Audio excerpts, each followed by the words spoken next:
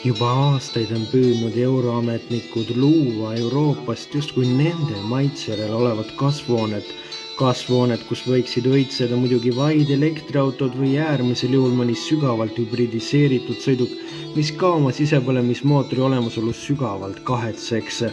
Eestlasi võiks päästa sellest kasvuhoonest vaid ühed kohutava võõrliigi sissetung sinna, ja nii uskumatuna, kui see ei tundu, ongi euroametnikul jäänud täiesti tähelepanuta Ford F-150, kes on lastud sisse euroruumi, olles kohutav krokodill.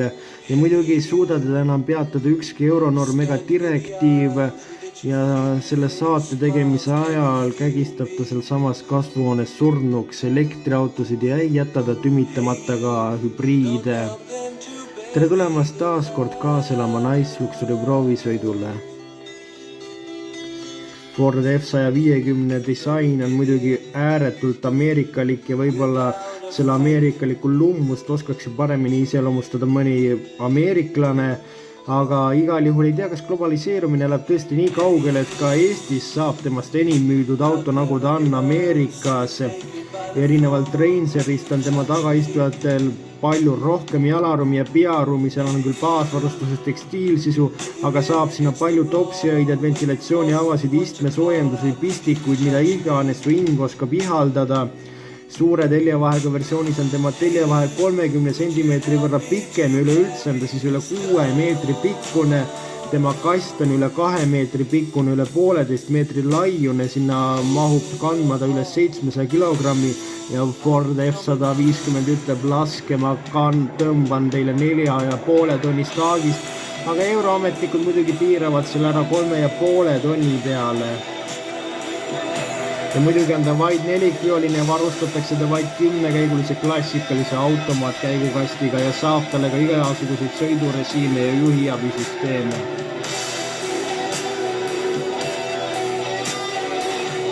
Interiööris on olemas 12-tolised näidikupaneel ja multimeediasüsteem, 360-kraadine kaamera, mis selle graafika pole just kõige parem, küll aga on olemas 18 kõlariga taabe, võimendiga helisüsteem ja igasugused juhtmevabad ühendused, väga palju juhtnuppe ja väga äge ameerikalik näeb see kõik välja.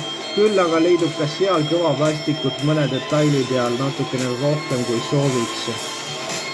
Ja nagu ta teeks veel vähe laastamistööd selles kasvuhoones, paneb tema eestlaste peadesse veel enam patuseid mõtteid ja need patused mõtted on muidugi see, et ta pakub V8 mootorit odavamalt kui V6 mootorit ja selle peale on juba iga euroametnik täielikult minestunud, aga tõepoolest V8 mootor, 5-liitrine vabalt hingav bensiinimootor, 299 kW ehk 406 hobujõuga ja jah, ma vastan su küsimusele, ta on suuteline kulutama üle 20 liitri 100 kütust, kuid lisaks olemas tal 3,5 liitrine turbo bensiinimootor V6 436 hobujõulisena, nii et tõepoolest on see üsna kohutav ja läheb veel kohutavamaks, ehk tema hinda on lastud 70 000 euro võrra isegi allapoole, stardib see 79 000 eurost ja küündib 140 000 euroni.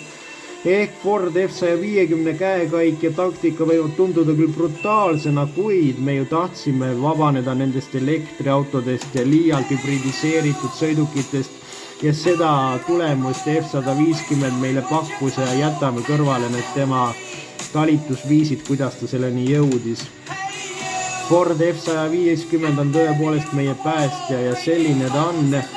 Selline oli sellekordne naisluksuri proovisõit, kohtume teiega juba nädala pärast seniks kohtumiseni ja liigelge ikka turvaliselt.